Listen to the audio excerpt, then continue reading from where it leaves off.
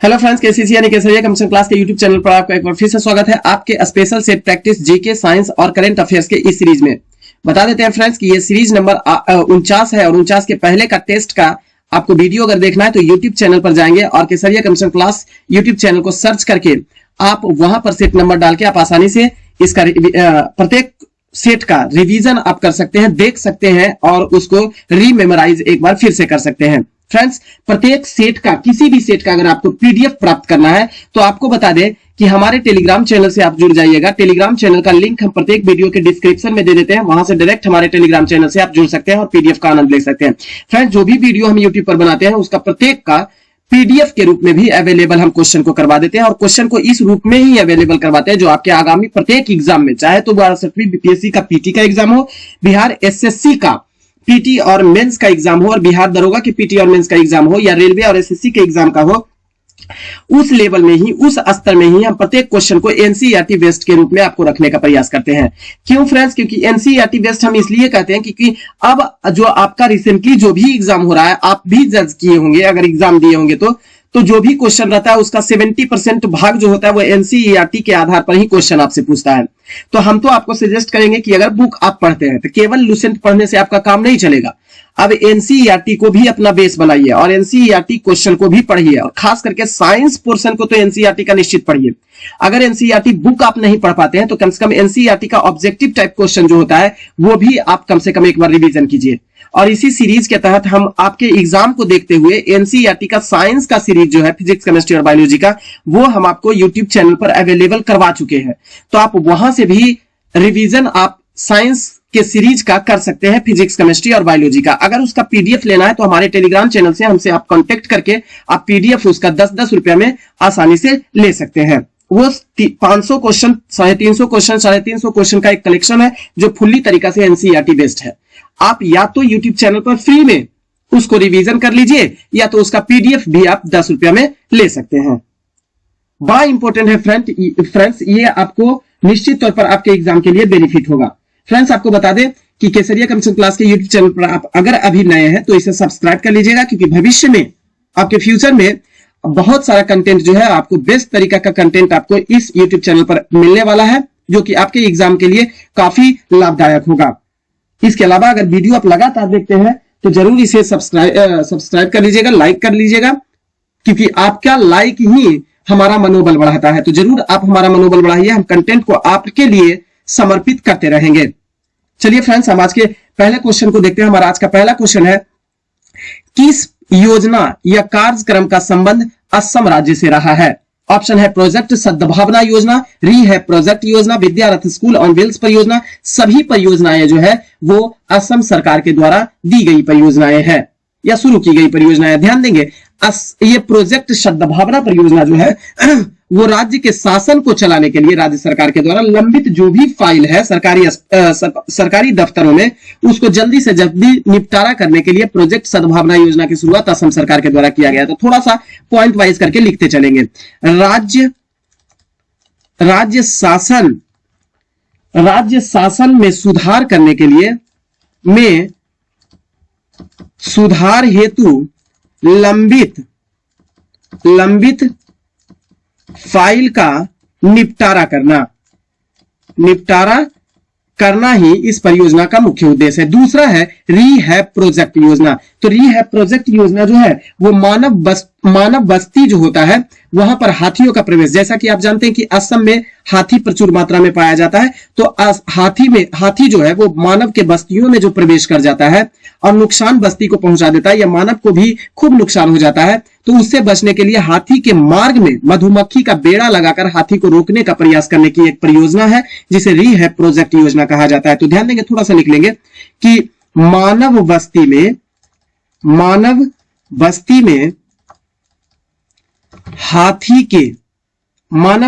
हाथी के प्रवेश को रोकने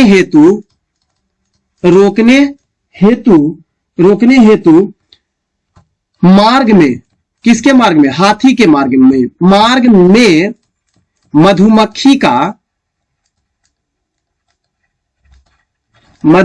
का बेड़ा लगाना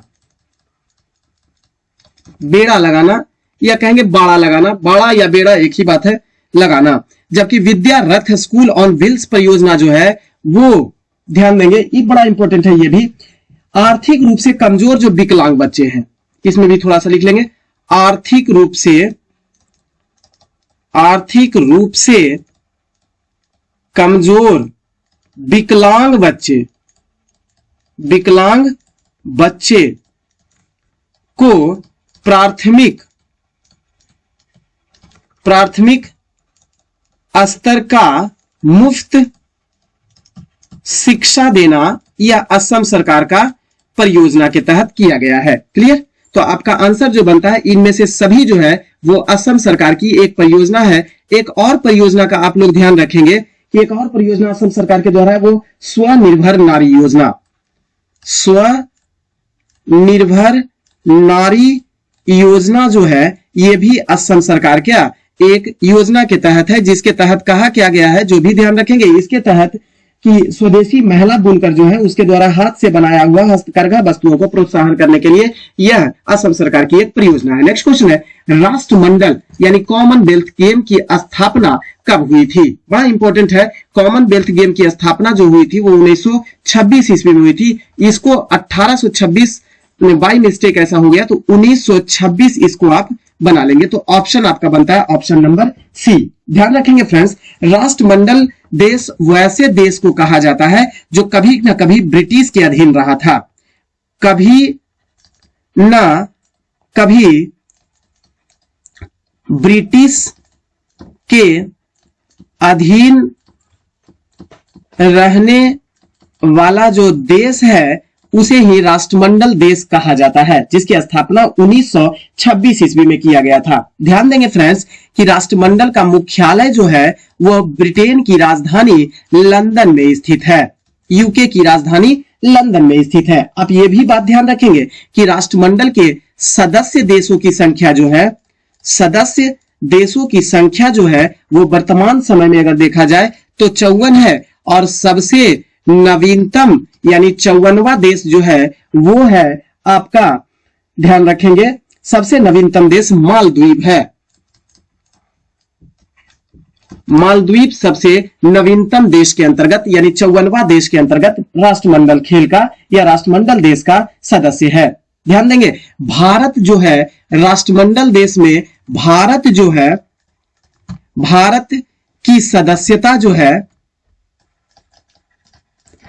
की सदस्यता राष्ट्रमंडल खेल में जो है वो 1949 ईस्वी में शुरू होती है, यानी राष्ट्रमंडल खेल में राष्ट्रमंडल देश में भारत 1949 ईस्वी में शामिल होता है। नेक्स्ट क्वेश्चन है, हाल ही में जारी बहुआयामी गरीबी सूचकांक 2022 के अनुसार विश्व का सबसे गरीब आबादी वाला देश, अभी ये बड़ा इंपॉर्टेंट, सबसे गरीब आबादी वाला देश, सबसे गरीब देश नहीं, सबसे गरीब आबादी वाला देश कौन सा है? बड़ा इंपॉर्टेंट है, आप जल्दी में आंसर नहीं मारेंगे।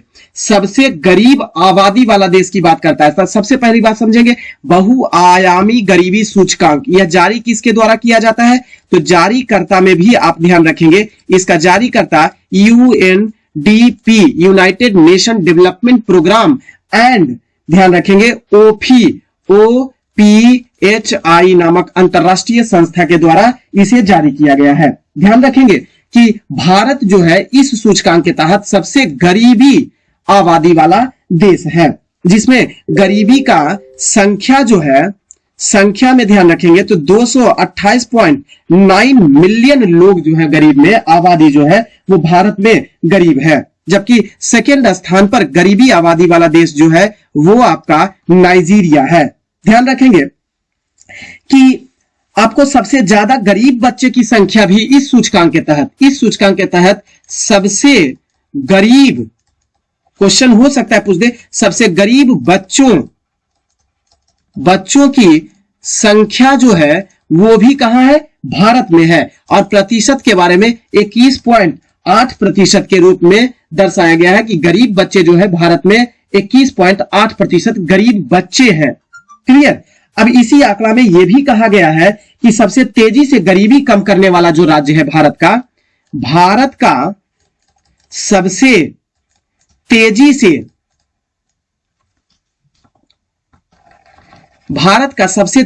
से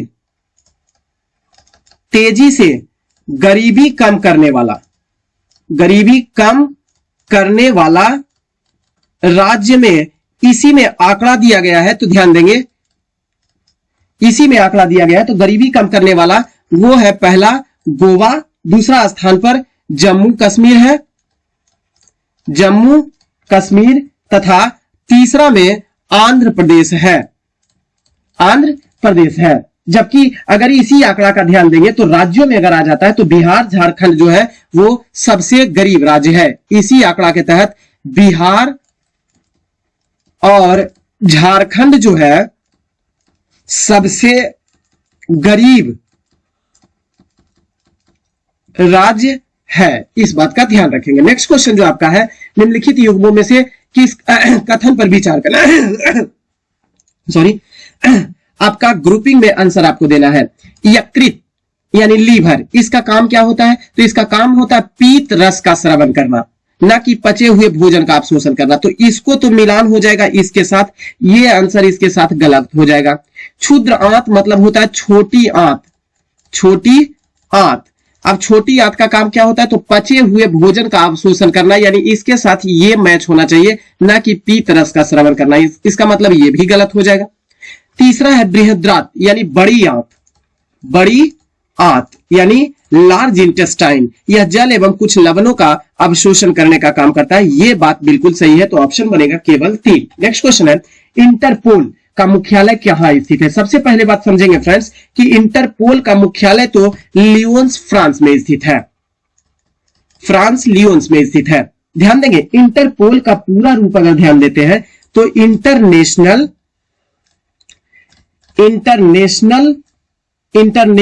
क्रिमिनल पुलिस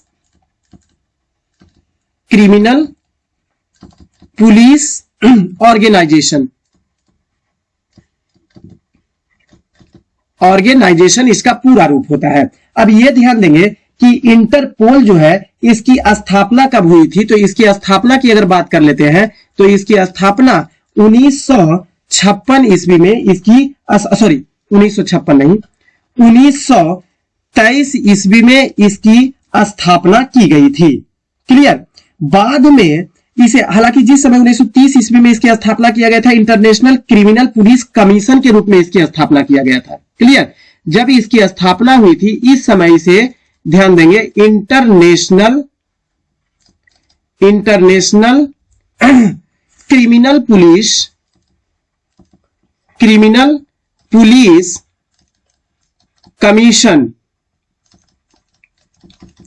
कमीशन के रूप में इसकी स्थापना की गई थी। बाद में इसका परिवर्तित करके नाम, बाद में इसी का नाम परिवर्तित करके 1956 ईस्वी में इंटरपोल बना दिया गया। बाद में इसका नाम बदल के इंटरपोल के नाम से जाना गया, यानी इंटरपोल की स्थापना 1956 ईस्वी में हुई थी। हालांकि इसका परिवर्तित रूप पहले 1923 ईस्वी में इसकी स्थापना इंटरनेशनल क्रिमिनल पुलिस कमीशन के नाम से हुई थी।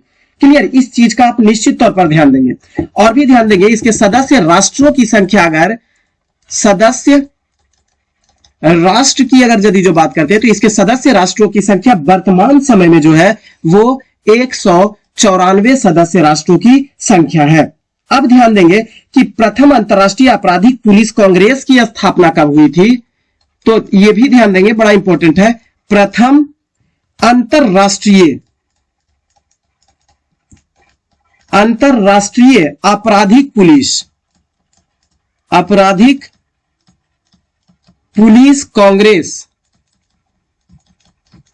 की स्थापना की अगर यदि जो बात करेंगे तो इसकी स्थापना 1914 ईस्वी में ही हो चुकी थी। क्लियर? नेक्स्ट क्वेश्चन की अगर बात करते हैं तो दक्षिण अफ्रीका ब्रिक्स में किस वर्ष शामिल किया गया था? तो ध्यान देंगे ब्रिक्स में दक्षिण अफ्रीका 2010 में शामिल हुआ था। अब ब्रिक्स इसका पूरा रूप होता है BRICS। ब्रिक्स जो होता है ना वो ब्रिक्स जो होता है वो 5 अग्रणी उभरती हुई जो अर्थव्यवस्था वाला देश है, जैसे ब्राजील है, रसिया है, इंडिया है, चाइना है और साउथ अफ्रीका है।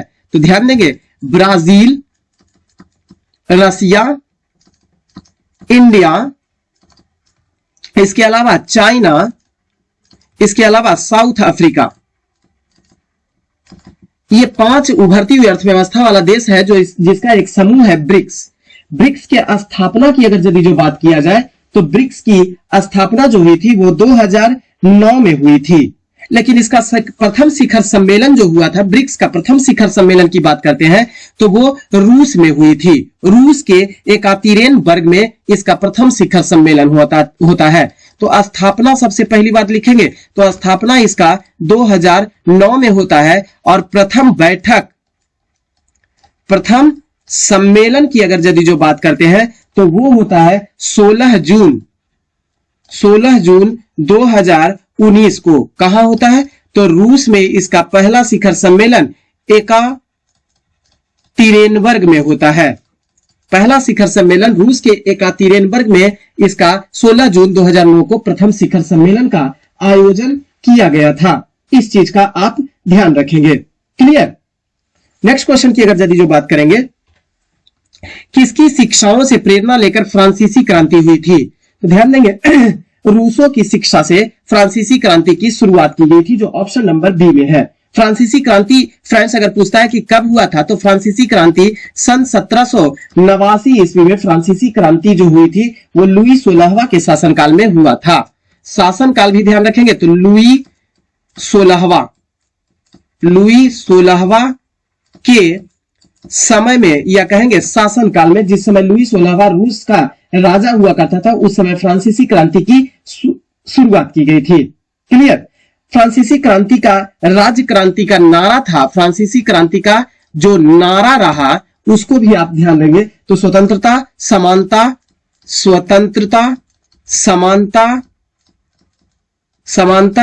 एवं बंधुत्व का नारा दिया गया था, इस क्रांति के तहत दिया गया था।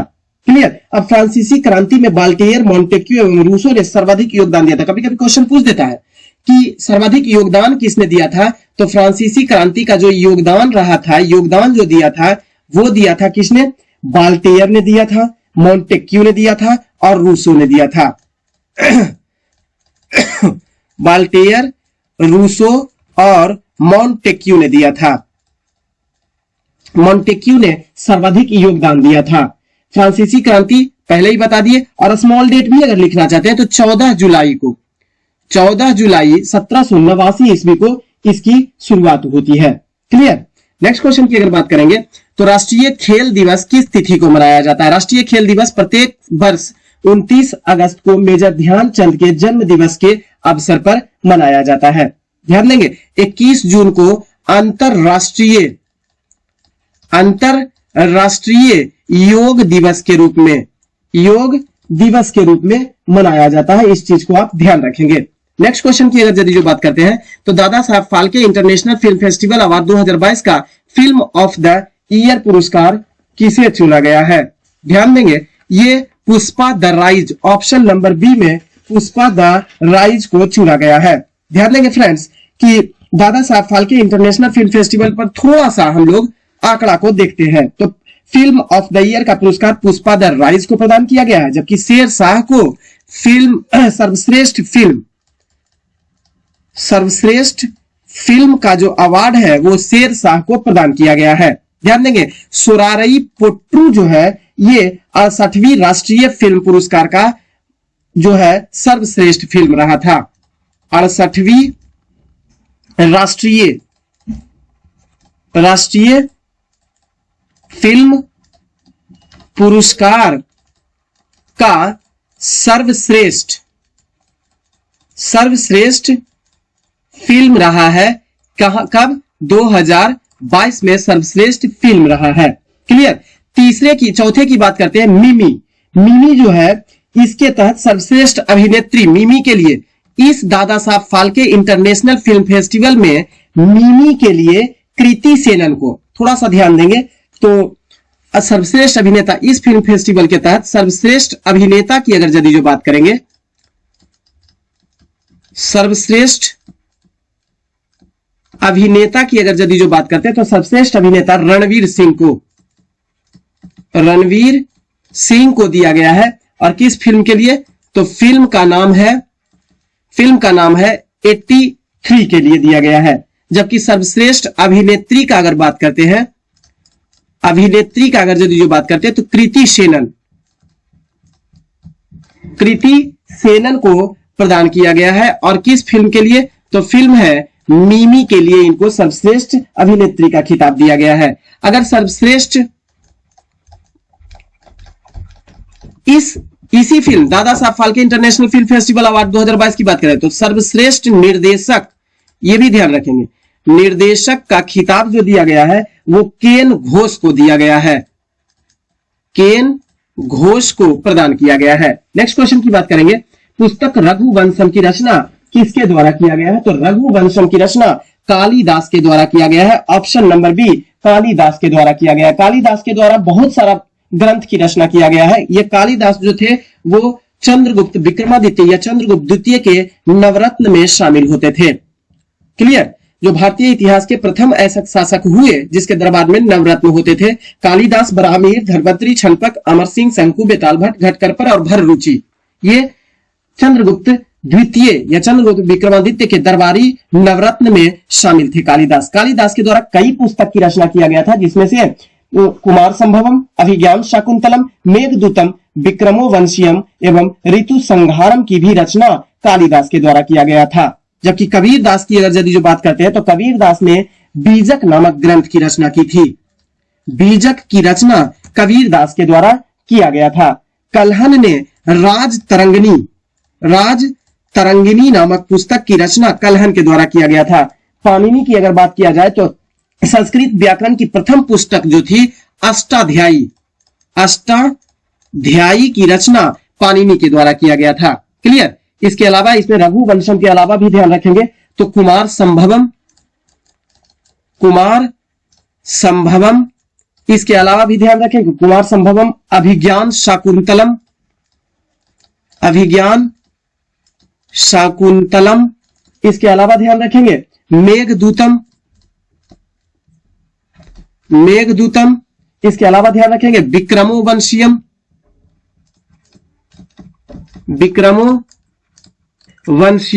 इसके अलावा भी ध्यान रखेंगे ऋतु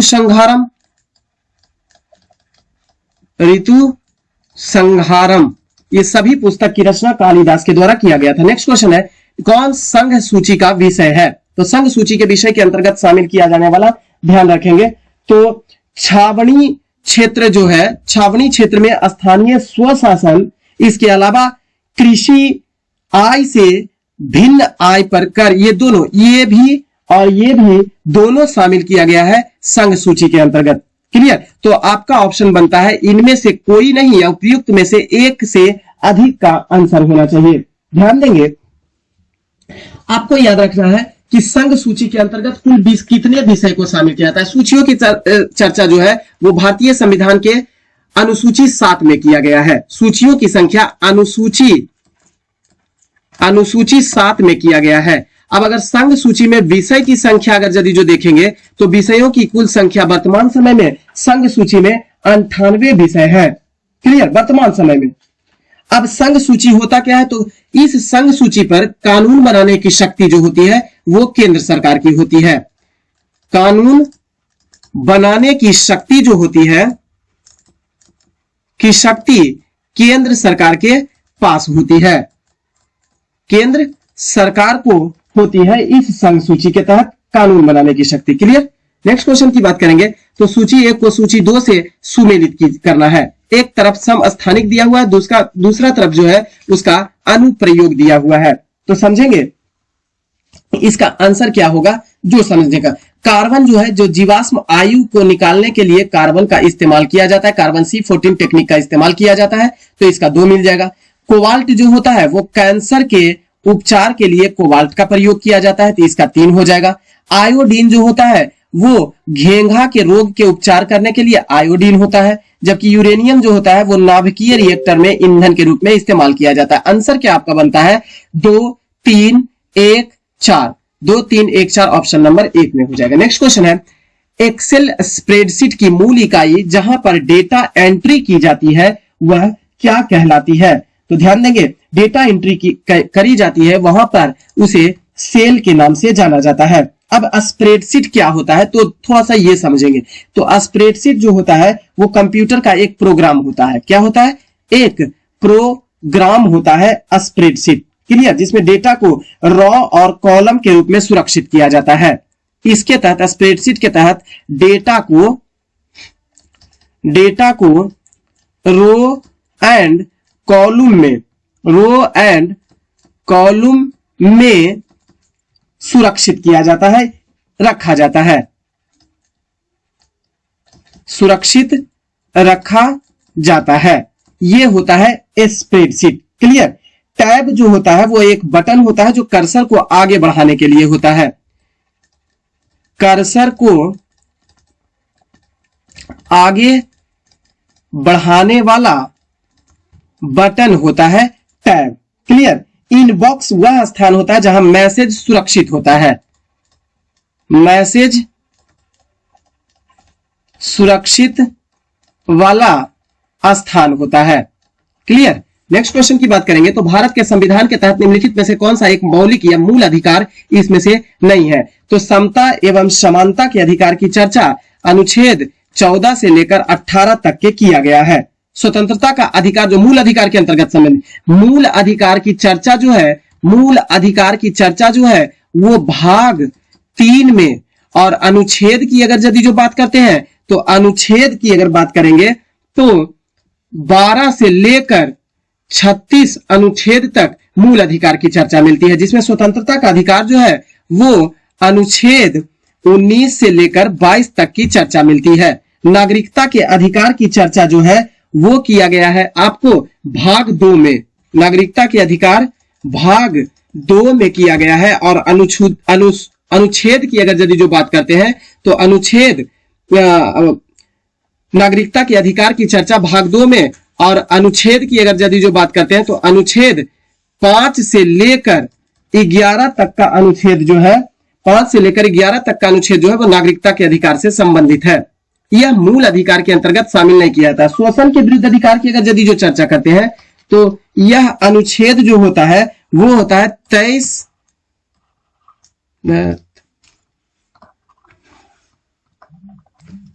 अनुच्छेद 23 और 24 में शोषण के विरुद्ध अधिकार की चर्चा किया गया है। तो नागरिकता का अधिकार जो है वो मूल अधिकार नहीं है। नेक्स्ट क्वेश्चन है, बिहार में व्यक्तिगत सत्याग्रह के दूसरे सत्याग्रही कौन थे? अब ध्यान देंगे, बिहार की बात कर रहा है।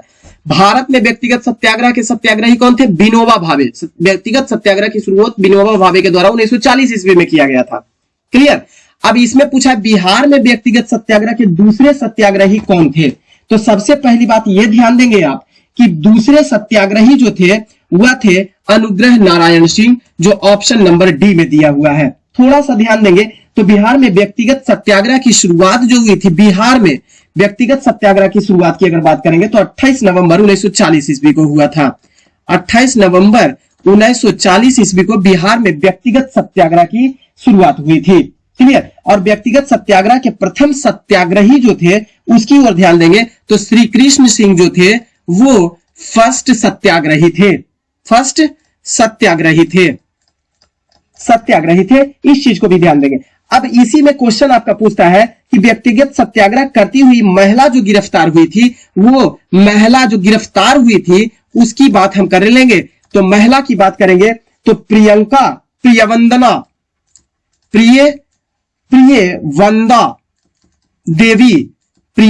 देवी, जगत रानी देवी, जानकी देवी, जगत रानी देवी, इसके अलावा जानकी देवी, ये सभी जो महिला थी, इन सारी महिला को व्यक्तिगत सत्याग्रह के दौरान गिरफ्तार किया गया था। गिरफ्तारी किया गया था कहां? गया में गिरफ्तार किया गया था। नेक्स्ट क्वेश्चन है, भारत के किस राष्ट्रीय नेता की स्मृति में उनके जन्मदिन पर राष्ट्रीय एकता दिवस के रूप में मनाया जाता है? तो ध्यान देंगे, राष्ट्रीय एकता दिवस के रूप में जो मनाया जाता है वो option number B Sardar Vallabh भाई पटेल के जन्म दिवस पर राष्ट्रीय एकता दिवस के रूप में मनाया जाता है, जो किस तिथि को? ध्यान देंगे, ये भी 31 अक्टूबर को उनके जन्म दिवस के याद में मनाया जाता है, जयंती के रूप में मनाया जाता है, क्लियर।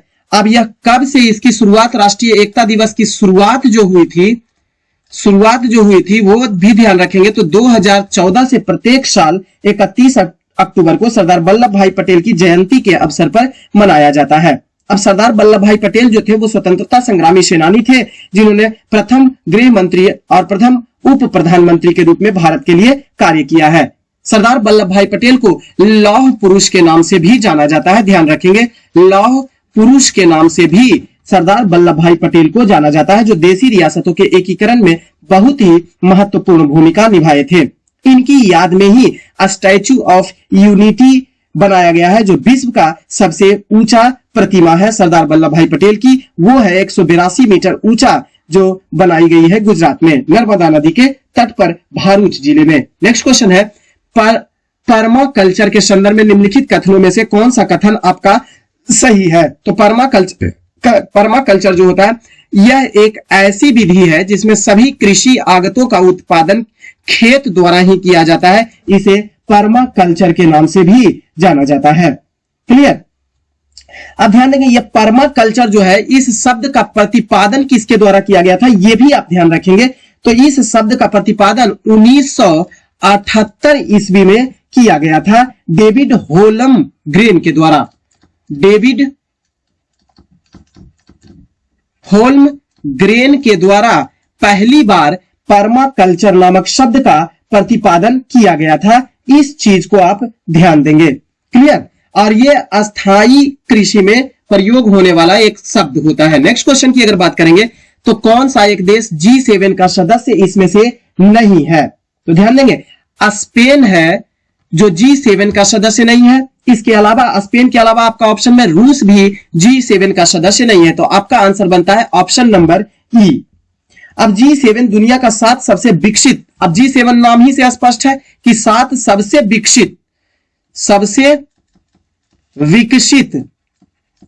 विकसित देश को G7 के अंतर्गत शामिल किया जाता है। अब इस G7 के अंतर्गत कौन कौन से देश को शामिल किया जाता है यह भी ध्यान रखेंगे। तो इसके अंतर्गत कनाडा को शामिल किया जाता है, इसके अंतर्गत फ्रांस को शामिल किया जाता है। इसके अलावा भी जर्मनी, इटली, जापान, ब्रिटेन और अमेरिका, जर्मनी, इटली,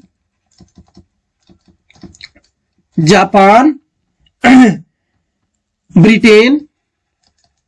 ब्रिटेन और यूएसए, ये 7 देश को G7 के सदस्य राष्ट्रों में शामिल किया गया है। क्लियर? अब इसकी स्थापना की अगर बात, G7 में रूस जो है वो 1998 ईस्वी में शामिल हुआ और तब से, अब G7 में इतना ही देश था, लेकिन जब रूस की एंट्री हो जाती है, रूस जो है वह एंट्री करता है G7 में कब? 1998 ईस्वी में रूस एंट्री करता है और तब से यह G7 जो है वह G8 के रूप में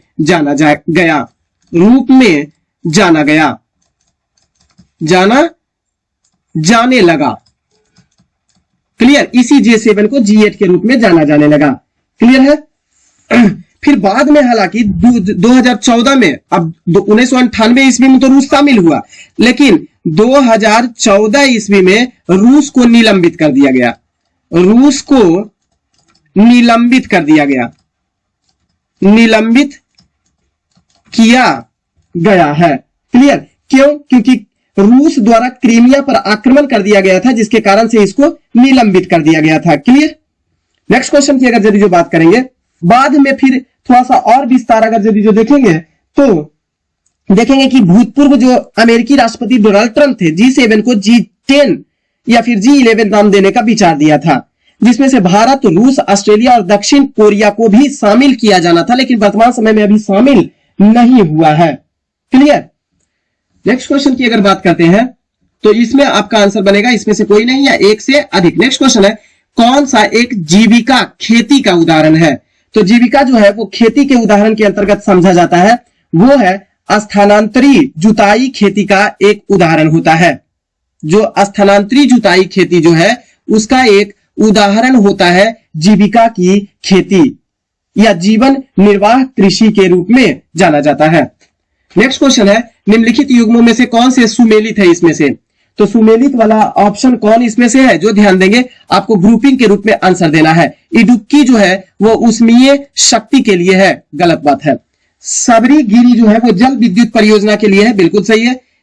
घाट प्रभा सिंचाई परियोजना के लिए घाट प्रभा नदी पर। रामगंगा बहुउद्देशीय नदी घाटी परियोजना के अंतर्गत शामिल किया था। 2, 3, 4 ये तीनों को शामिल किया गया है, ये तीनों सही है। नेक्स्ट क्वेश्चन है, निम्नलिखित युग्मों में से विचार करना है। अब विचार करके ग्रुपिंग में आपको आंसर देना है। तो ध्यान दीजिएगा, टेफ्लॉन जो है वो टेलीविजन कैबिनेट बनाने में इस्तेमाल, गलत बात है। दूसरा है टेरिलॉन वस्त्र उद्योग में, बिल्कुल सही बात है। पॉलीस्टीरीन नॉन स्टिक कुकिंग बर्तन में प्रयोग किया जाता है, बिल्कुल ही गलत है, यह भी आपका गलत है। तो टेफ्लॉन जो होता है नॉन स्टिक बर्तन में टेफ्लॉन का इस्तेमाल किया जाता है। तो आप ध्यान दीजिएगा, इसका आंसर जो बनेगा वो केवल आपका 2 बनेगा, जो ऑप्शन नंबर सी में दिया हुआ है। नेक्स्ट क्वेश्चन है, निम्नलिखित कौन सा जिला भारत की अंतरराष्ट्रीय सीमा पर स्थित है? कौन सा जिला भारत की अंतरराष्ट्रीय सीमा पर स्थित है? तो ध्यान देंगे, हिमाचल प्रदेश का उत्तर पूर्व में स्थित एक जिला है, वो है किन्नौर जिला। आपके दिए गए ऑप्शन के अनुसार हिमाचल प्रदेश का जिला किन्नौर है, जो उत्तर पूर्व भारत में स्थित है। यही जो है वो अंतरराष्ट्रीय जिला के रूप में शामिल किया जाता है। क्लियर, किन्नौर। और इस किन्नौर का अगर मुख्यालय की अगर यदि जो बात करेंगे तो इसका मुख्यालय पड़ता है रिकोंग पियो, रिकोंग पियो इसका मुख्यालय पड़ता है। क्लियर। नेक्स्ट क्वेश्चन की अगर यदि जो बात, अच्छा ये भी ध्यान रखेंगे कि प्राकृतिक दृश्यावली के रूप से अगर यदि जो देखेंगे तो सीमा जो है वो तिब्बत से सटी हुई है, और लेकिन सामरिक दृष्टिकोण से भी यह जिला जो है वो काफी महत्वपूर्ण है। किन्नौर जो है वो कैलाश परिक्रमा हिंदुओं का प्रसिद्ध तीर्थ स्थल के रूप में जाना जाता है। क्लियर।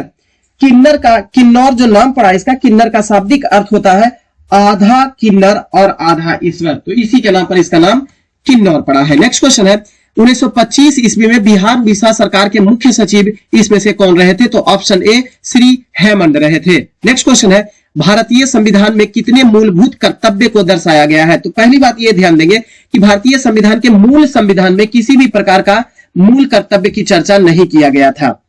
इसे तो 42वां संवैधानिक संशोधन 1976 ईस्वी के द्वारा स्वर्ण सिंह समिति के अनुशंसा के सिफारिश के आधार पर 10 मूल कर्तव्य को जोड़ा गया था। क्लियर। लेकिन वर्तमान समय में 11 मूल कर्तव्य हमारे संविधान के भाग 4 का क और अनुच्छेद 51 के क में दर्शाया गया है। मूल कर्तव्य की चर्चा जो है वो भाग 4 के क में, और अनुच्छेद की अगर यदि जो बात करते हैं तो 51 के क में मूल कर्तव्यों की संख्या वर्तमान समय में अगर यदि जो देखा जाए तो 11 है। वर्तमान समय में मूल कर्तव्यों की संख्या जो है वो 11 है। तो इसमें क्वेश्चन पूछा भारतीय संविधान में कितने मूल कर्तव्य दिए गए हैं? तो दिए गए हैं 11, तो जो कि आपका ऑप्शन में कहीं भी नहीं है। हाँ, मूल संविधान में मौलिक कर्तव्यों की संख्या जो थी वो 10 थी, लेकिन कब? जब 42वां संवैधानिक संशोधन हुआ तो 11 कर दिया गया। 86वां संवैधानिक संशोधन 86वां संवैधानिक संशोधन किया गया मूल कर्तव्य को जोड़ने के लिए, 11 मूल कर्तव्य को जोड़ने के लिए स्वर्ण सिंह समिति के अनुशंसा के सिफारिश के आधार पर मूल कर्तव्य को जोड़ा गया। ठीक है ना, जोड़ा गया 42वां संवैधानिक संशोधन के तहत, क्योंकि मूल संविधान में मूल कर्तव्य की चर्चा नहीं थी। 10 मूल कर्तव्य को जोड़ा गया 42वां संवैधानिक संशोधन 1976 के द्वारा स्वर्ण सिंह समिति के अनुशंसा के सिफारिश के आधार पर, लेकिन 11वें मूल कर्तव्य को बनाने के लिए, ऐड करने के लिए 86वां संवैधानिक संशोधन किया गया, जो कि 2002 में किया गया था, जिसके तहत मूल कर्तव्यों की संख्या हो गई कितनी? 11। तो वर्तमान समय में 11 मूल कर्तव्य भारतीय संविधान में दर्शाया गया। नेक्स्ट क्वेश्चन की बात करेंगे, तो आधुनिक हिंदी साहित्य का पिता किसे माना जाता है? तो आधुनिक हिंदी साहित्य का पिता जो है वो भारतेंदु हरिश्चंद्र को माना जाता है। ऑप्शन नंबर डी में आपका दिया हुआ है। क्लियर। जिनका जन्म 9 सितंबर 1850 ईस्वी को, जन्म की बात करेंगे 9 सितंबर 1850 ईस्वी को हुआ था वाराणसी में हुआ था, ध्यान देंगे। नेक्स्ट क्वेश्चन है, काकोरी षड्यंत्र केस किस वर्ष हुआ था? काकोरी षड्यंत्र केस जो हुआ था वो 9 अगस्त 1925 ईस्वी को हुआ था। ऑप्शन नंबर सी में दिया हुआ है। 9 अगस्त 1925 ईस्वी को काकोरी रेल डकैती के नाम से भी जाना जाता है। क्लियर। काकोरी रेल षड्यंत्र के नाम से जाना जाता है। नेक्स्ट क्वेश्चन है, जिसमें से इस ये जो रेल डकैती हुआ था उसके तहत 1927 ईस्वी में फांसी दिया गया था राजेंद्र लाहिड़ी को, राम प्रसाद बिस्मिल्ला को, रोशन सिंह को, अशफाक उल्ला खां को फांसी की सजा दे दिया गया था। क्लियर। नेक्स्ट क्वेश्चन है, महात्मा गांधी द्वारा भारतीय राष्ट्रीय कांग्रेस के कितने अधिवेशनों को सभापतित्व किया गया था? महात्मा गांधी के द्वारा, तो महात्मा गांधी के द्वारा मात्र एक अधिवेशन जो था, मात्र एक अधिवेशन कहां हुआ? तो बेलगांव अधिवेशन। मात्र एक अधिवेशन की अध्यक्षता महात्मा गांधी ने किया था, वो भी कहां? बेलगांव जो कहां पड़ता है? कर्नाटक में। कर्नाटक में कब किया गया था यह भी ध्यान रखेंगे। तो 1924 ईस्वी के बेलगांव अधिवेशन की अध्यक्षता महात्मा गांधी ने की थी। नेक्स्ट क्वेश्चन है, ब्रिटिश शासन को भारत से उखाड़ फेंकने के लिए इनमें से कितने फ्रांसीसियों की मदद मांगी थी? किसने होना चाहिए, किसने फ्रांसीसियों से मदद मांगी थी? तो ध्यान देंगे, टीपू सुल्तान जो थे वो फ्रांसीसियों से मदद मांगी थी। क्लियर। टीपू सुल्तान जो थे वो मैसूर का शासक जो बने थे, मैसूर का शासक जो बना था वह कब बना था यह भी ध्यान रखेंगे, 1782 ईस्वी में मैसूर का शासक बना था। टीपू सुल्तान को कहा जाता है मैसूर का शेर, शेरे मैसूर के नाम से जाना जाता है, यह भी ध्यान रखेंगे। शेरे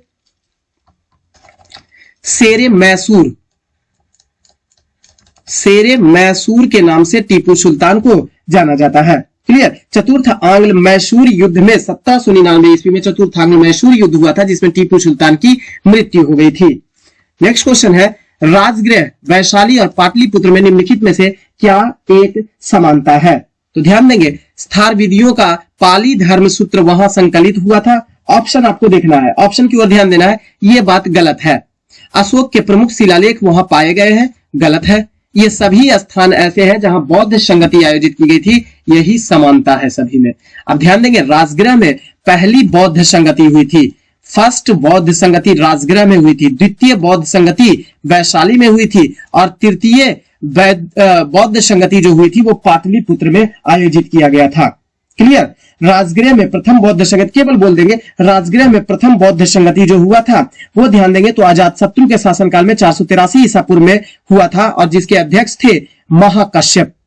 जबकि द्वितीय बौद्ध संगति जो वैशाली में हुआ था, वैशाली में कालाशोक के शासनकाल में हुआ था जो 383 ईसा पूर्व में हुआ था और इसके अध्यक्ष थे सब्बाकामी। जबकि तृतीय बौद्ध संगति पाटलिपुत्र में आयोजित हुआ था अशोक के शासनकाल में और इसके अध्यक्ष थे मोगलीपुत्र तीस जो कि 250 से 255 ईसा पूर्व में हुआ था। ध्यान देंगे, चतुर्थ बौद्ध संगति कुंडलबन कश्मीर में हुआ था, कनिष्क के शासनकाल में हुआ था और प्रथम शताब्दी में हुआ था जो वसुमित्र की अध्यक्षता में किया गया था। नेक्स्ट क्वेश्चन है, निम्नलिखित में से किसमें प्रकार्यक समूह समावयवता संभव इसमें नहीं है? तो ध्यान देंगे, ऑप्शन इसमें आता है ऑप्शन नंबर सी, एल्कील हाइलाइड जो होता है वो इसमें प्रकार्यक समूह समन्वयता शामिल नहीं किया जाता है। क्लियर। नेक्स्ट क्वेश्चन की बात करेंगे, निम्नलिखित में से कौन सा कथन आपका सही है? तो कथन सही है के आधार पर अगर यदि जो देखेंगे तो ऑप्शन पढ़ेंगे, फुलरीन में केवल 6 सदस्यीय कार्बन वलय होते हैं, ये गलत है। फुलरीन पंजर सदृश अणु को दर्शाता है, ये आपका बिल्कुल ही सही हो जाएगा। क्लियर। फ्लोरीन जो होता है वो पंजर सदृश अणु को दर्शाता है, ये बात आपका पूरी तरीका से सही हो जाएगा। ध्यान रखिएगा, फ्लोरीन जो होता है वो कार्बन के अपरूप के अंतर्गत शामिल किया जाता है। कार्बन के अपरूप में हीरा ग्रेफाइट को भी शामिल किया जाता है, आप याद रखिएगा। नेक्स्ट क्वेश्चन है, पटना के घाटों पर सुविधा केंद्र किस कंपनी द्वारा बनाए गए हैं? तो पटना के केंद्रों पर सुविधा केंद्र की स्थापना बुडको कंपनी के द्वारा स्थापित किया गया था। बुडको का पूरा रूप अगर ध्यान देंगे तो Bihar urban infrastructure development corporation इसका पूरा रूप होता है। इसकी स्थापना की अगर यदि जो बात किया जाए, तो इसकी स्थापना 2009 में किया गया था। क्लियर। सुविधा केंद्र की स्थापना जो है वो national mission of cleaning Ganga के तहत की गई थी। सुविधा केंद्र जो है वो नेशनल मिशन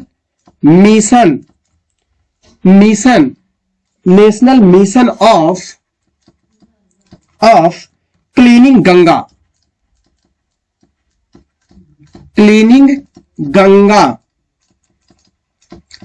के तहत किया गया था। इस चीज का आप ध्यान रखेंगे। बुडको का अगर पूरा रूप की ओर ध्यान देते हैं तो बिहार अर्बन इंफ्रास्ट्रक्चर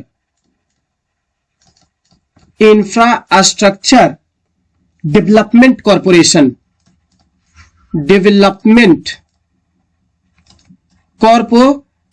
के रूप में जाना जाता है। नेक्स्ट क्वेश्चन की बात करेंगे, किसका उपयोग जल की कठोरता को दूर करने के लिए किया जाता है? तो जल की कठोरता को दूर करने के लिए इस्तेमाल किया जाता है केल्गन। ऑप्शन नंबर बी, केल्गन का इस्तेमाल किया जाता है, जिसे सोडियम हेक्सा मेटाफॉस्फेट के रूप में जाना जाता है। पूरा रूप भी इसका लिखेंगे, सोडियम हेक्सा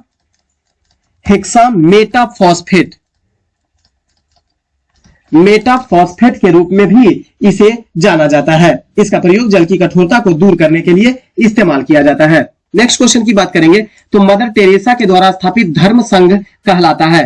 तो ध्यान देंगे, मिशनरीज ऑफ चैरिटी धर्म संघ की स्थापना किया गया था मदर टेरेसा के द्वारा। और इसकी स्थापना की अगर यदि जो बात किया जाता है तो ध्यान दीजिएगा कि 1950 ईस्वी में मिशनरीज ऑफ चैरिटी की स्थापना किया गया था। क्लियर, मिशनरीज ऑफ चैरिटी की स्थापना किया गया था। ध्यान दीजिएगा कि 1952 ईस्वी में मदर टेरेसा के द्वारा ही निर्मल हृदय की स्थापना जो है वो मदर टेरेसा के द्वारा 1952 ईस्वी में किया गया था। इसके अलावा प्रथम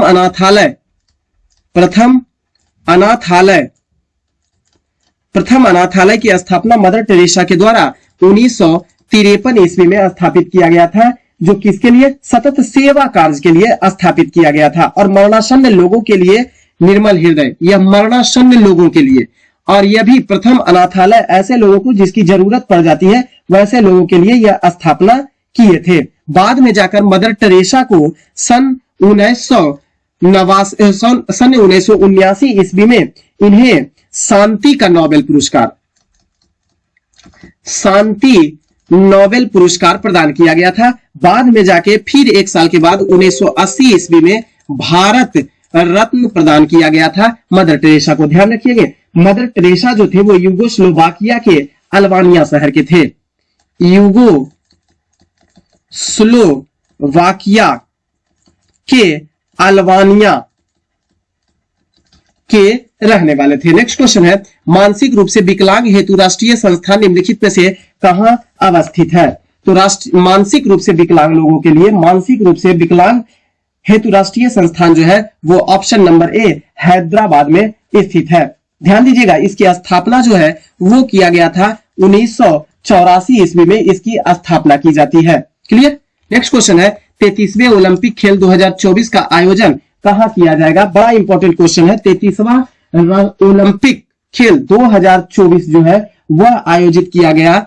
ओलंपिक खेल 33वें 2024 का आयोजन किया जाएगा पेरिस। ऑप्शन नंबर ए में 33वें ओलंपिक खेल 2024 का आयोजन पेरिस में किया जाएगा। क्लियर। जबकि 32वां खेल जो हुआ वो 2020 में हुआ। 32वां जो हुआ वह हुआ कहां? टोक्यो जापान में आयोजित किया गया 2020 में। हालांकि यह 2020 में कोविड-19 के चलते स्थगित रहा और बाद में इसका आयोजन किया गया। नेक्स्ट क्वेश्चन की बात करेंगे, तो बिहार का उदंतपुरी विश्वविद्यालय किस विषय के लिए प्रसिद्ध है? तो बिहार का उदंतपुरी विश्वविद्यालय जो है वो तंत्र विद्या के लिए प्रसिद्ध था। तंत्र विद्या के लिए सबसे ज्यादा प्रसिद्ध था। बौद्ध विहार जो था उसके लिए सबसे ज्यादा बिहार था प्रसिद्ध था। नेक्स्ट क्वेश्चन है, पटना में national mission of cleaning Ganga के तहत ही घाटों के, अब अभी क्वेश्चन हम बताए, नेशनल मिशन ऑफ क्लीनिंग बुडको कंपनी के द्वारा national mission of cleaning Ganga के तहत ही घाटों के साथ बनाए गए सुविधा केंद्रों में निम्नलिखित में से किस घाट पर कम्युनिटी कम कल्चर सेंटर बनाया गया है? तो ध्यान देंगे, बड़ा इंपॉर्टेंट क्वेश्चन है। राजघाट पर, राजा घाट, ऑप्शन नंबर बी, राजा घाट में स्थापित किया गया है, बुडको कंपनी के द्वारा है और बुडको कंपनी 2019 से कार्यरत है मिशन गंगा के लिए। नेक्स्ट क्वेश्चन है, सुप्रीम कोर्ट के नए आदेश के अनुसार सभी महिलाएं कितने सप्ताह तक सुरक्षित और कानूनी गर्भपात करा सकती हैं? तो ध्यान देंगे, 24 सप्ताह तक सुरक्षित और कानूनी गर्भपात कराने के लिए सुप्रीम कोर्ट ने आदेश दे दिया है। क्लियर। नेक्स्ट क्वेश्चन है, प्रायद्वीपीय पठार की सीमा निर्धारित से संबंधित नीचे दिए गए कथनों में से कौन सा कथन आपका सुमेलित नहीं किया गया है? तो ध्यान देंगे, उत्तर पश्चिम दिल्ली कटक में स्थित है, बिल्कुल सही है। पूर्व राजमहल की पहाड़ियां, ये भी आपका सही है। पश्चिम जो है वो महादेव की पहाड़ियां से संबंधित नहीं है। पश्चिम जो है वो ध्यान रखेंगे तो पश्चिम में सतपुड़ा की पहाड़ी सबसे ऊंची धूपगढ़ी की पहाड़ी है, जिससे संबंधित है पश्चिमी घाटी की पहाड़ी, जो महादेवा पर्वत के अंतर्गत शामिल किया जाता है। तो पश्चिमी में याद रखेंगे महादेवा श्रेणी, महादेवा श्रेणी के अंतर्गत शामिल किया जाता है, पर्वत के अंतर्गत शामिल किया जाता है। अब चोटी के रूप में अगर आपको निर्धारित करने के लिए कह दिया जाए तो आप ध्यान रखिएगा कि धूपगढ़ी हो जाएगा आंसर, तो ऑप्शन नंबर सी हो जाएगा। नेक्स्ट क्वेश्चन है, प्रायद्वीपीय भारत की नदियों की लंबाई को घटते क्रम के अनुसार निम्नलिखित व्यवस्थित कीजिए। घटते क्रम के अनुसार, लंबाई में घटते क्रम के अनुसार, तो ध्यान देंगे गोदावरी की लंबाई जो है इन नदियों में दिए गए गोदावरी की लंबाई की अगर यदि जो बात करते हैं तो 1465 किलोमीटर गोदावरी की लंबाई है। दूसरे स्थान पर कृष्णा नदी का आता है, कृष्णा नदी की लंबाई की बात करते हैं तो 1401 किलोमीटर इसकी कुल लंबाई है। तीसरे स्थान पर आपका आता है नर्मदा नदी, 1312 किलोमीटर आता है, और कावेरी का सबसे बाद आता है 800 किलोमीटर है। तो सबसे ज्यादा गोदावरी हो जाएगा घटते क्रम में से जाना, तो सबसे बड़ा वाला गोदावरी, दूसरा यानी 2 3 1 4 2 3 1 4 ऑप्शन नंबर डी हो जाएगा। नेक्स्ट क्वेश्चन है, मोनेक्स किसके संबंध से संबंधित होता है? मोनेक्स जो होता है वो मॉनसून प्रयोग के लिए संक्षिप्त रूप का इस्तेमाल किया जाता है। ऑप्शन नंबर डी मोनेक्स संक्षिप्त रूप है। मॉनसून एक्सपेरिमेंट, मोनेक्स का पूरा रूप होता है मॉनसून एक्सपेरिमेंट, एक्सपेरिमेंट का पूरा रूप होता है। नेक्स्ट क्वेश्चन है, निम्नलिखित में से कौन सी आग्नेय शैल इसमें से नहीं है? तो आग्नेय शैल जो है वो डोलोमाइट जो है वो आग्नेय शैल के अंतर्गत शामिल नहीं किया जाता है। डोलोमाइट कार्बनिक रूप से निर्मित एक अवसादी चट्टान है, अवसादी चट्टान के अंतर्गत शामिल किया जाता है। नेक्स्ट क्वेश्चन है, गायत्री मंत्र के नाम से प्रसिद्ध मंत्र सर्वप्रथम किस ग्रंथ में मिलता है? तो ऋग्वेद में मिलता है, और ऋग्वेद के तीसरे मंडल में मिलता है। तीसरे मंडल में ऋग्वेद का गायत्री मंत्र की चर्चा मिलता है, जिसकी रचना विश्वामित्र मुनि के द्वारा किया गया था। गायत्री मंत्र की चर्चा क्लियर। गायत्री अगर ऋग्वेद में देखेंगे तो 8 अष्टक, 10 मंडल, 1028 सूक्त, 10,462 ऋचाओं की चर्चा किया गया है। नेक्स्ट क्वेश्चन है, मौर्य काल में सीता से क्या तात्पर्य होता था? तो मौर्य काल में सीता जो होती थी वो राजकीय भूमि से प्राप्त आय जो होता था उसे सीता भूमि के नाम से भी जाना जाता था। क्लियर। और इसके जो अधिकारी होते थे उसे सीताध्यक्ष कहा जाता था, सीताध्यक्ष इसे कहा जाता था। इस पर डायरेक्ट रूप से ऐसे भूमि पर डायरेक्ट रूप से राजा का स्वामित्व होता था। राजा का स्वामित्व वाला भूमि ही सीता भूमि के नाम से जाना जाता था। नेक्स्ट क्वेश्चन है, प्रशीतलन खाद्य परिरक्षण में मदद करता है? तो प्रशीतलन जो होता है वो जैव रासायनिक अभिक्रियाओं की दर को कम करके खाद्य परिरक्षण में मदद करता है। Option number C. Next question है, किस स्तर या डेसिबल में अधिक से अधिक को ध्वनि को खतरनाक ध्वनि प्रदूषण के रूप में माना जाता है? तो 85 डेसिबल से अधिक ध्वनि प्रदूषण को सबसे खतरनाक प्रदूषण के रूप में माना जाता है। सामान्य फुसफुसाहट का स्तर जो होता है वो 15 से 20 डेसिबल की ध्वनि को उत्पन्न करता है। क्लियर। अब ध्यान देंगे, WHO जो आंकड़ा निकाला है, WHO का, वर्ल्ड हेल्थ ऑर्गेनाइजेशन का, अगर 75 डेसिबल से ऊपर ध्वनि है तो इसे वायु प्रदूषक या ध्वनि के स्वास्थ्य के लिहाज से हानिकारक बताया गया है, हानिकारक स्तर के रूप में बताया गया है।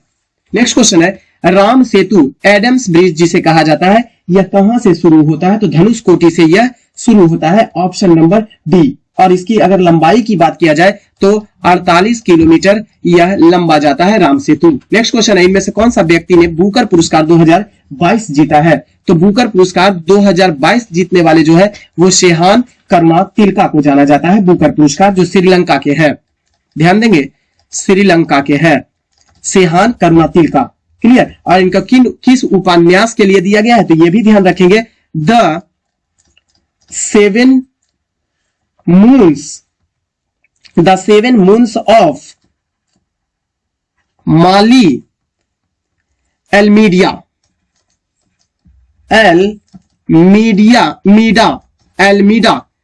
के लिए इनको बुकर पुरस्कार से सम्मानित किया गया है। क्लियर। ऑप्शन नंबर डेमन गलगुट की अगर और ध्यान देंगे तो इन्हें 2021 का यह बुकर पुरस्कार प्रदान किया गया है। क्लियर। और किस उपन्यास के लिए? तो द प्रॉमिस के लिए, द प्रॉमिस के लिए इनको प्रदान किया गया। एम मुकुंदन जो है इनको जेसीबी साहित्य पुरस्कार, जेसीबी साहित्य पुरस्कार प्रदान किया गया है। 2021 का जेसीबी साहित्य पुरस्कार प्रदान किया गया है इनकी पुस्तक दिल्ली अ सोलिलॉकी के लिए। ध्यान देंगे, दिल्ली अ सोलिलॉकी के लिए प्रदान किया गया है। जबकि गीतांजलि श्री को जो है वह 2022 का मैन बुकर पुरस्कार, 2022 का मैन बुकर पुरस्कार प्रदान किया गया है। नेक्स्ट क्वेश्चन है, पुस्तक a prime minister to remember memories of a military chief के लेखक इनमें से कौन है? तो Sushil Kumar, option number C. Friends, ये 50 क्वेश्चन जो हम आपको इंपॉर्टेंट क्वेश्चन जो आपको सीरीज के तहत हम दे रहे हैं, आप इसको बार बार रिवीजन करने का कोशिश करेंगे और बार बार इसको खुद से भी एनालिसिस करने का प्रयास करेंगे फ्रेंड्स। और हमेशा केसरिया कमीशन क्लास को आगे बढ़ाएंगे, शेयर करेंगे और अगर अच्छा लगता है तो लाइक जरूर कीजिएगा। आज की सेवा को देते विराम, फिर मिलेंगे किसी अगले से प्रैक्टिस में। तब तक के लिए बहुत बहुत धन्यवाद।